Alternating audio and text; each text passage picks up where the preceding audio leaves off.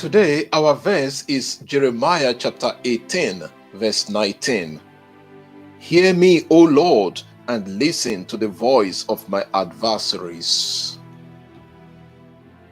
Jeremiah is one prophet who suffered terribly in the hands of the people because of his prophecies. Just before our verse we read, "Then they said, 'Come, let us make plots against Jeremiah. For the law shall not perish from the priest, nor counsel from the wise, nor the word from the prophet. Come, let us strike him with the tongue, and let us not pay attention to any of his words.'" Jeremiah 18:18. Why were the people insisting on making plots against Jeremiah? The prophet had just told them some hard truths which they could not take. God had asked Jeremiah to tell them to change their ways from their idolatry. Otherwise, he will scatter them before their enemies. Like the east wind, I will scatter them before the enemy. I will show them my back, not my face, in the day of their calamity. Jeremiah chapter 18, verse 17. Instead of listening to Jeremiah's words and turning away from their evil ways, they decided to attack the prophet.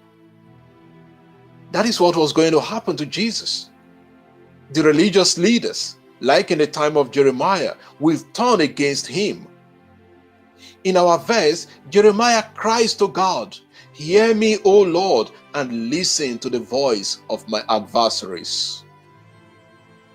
The Hebrew verb kashav is stronger than merely to hear. It means to be sharp or attentive, to pay attention or listen carefully.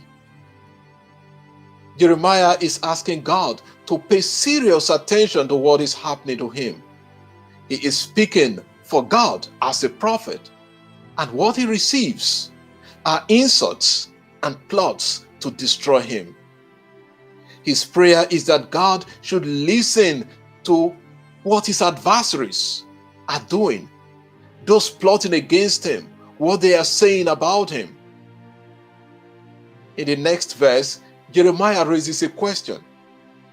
Should good be repaid with evil? Yet they have dug a pit for my life.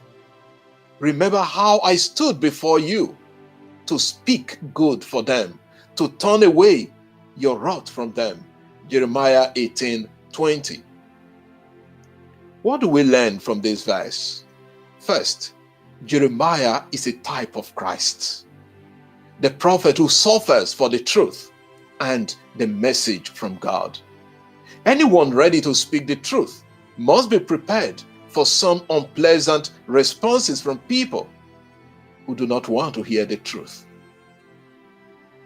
Second, when we receive attacks for doing the right thing, for helping people, or for speaking the truth, we can see that we are going to be persecuted. See them as participation in the sufferings of Christ. Finally, we can turn to the Lord and ask him to stand by us when people are against us, especially when they repay us evil for the good we do to them.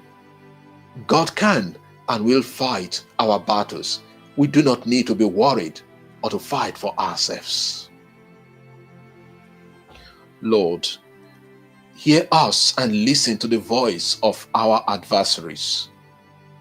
We hand them over to you and ask you to keep protecting and guiding us. Amen. God bless you, and I wish you a lovely day.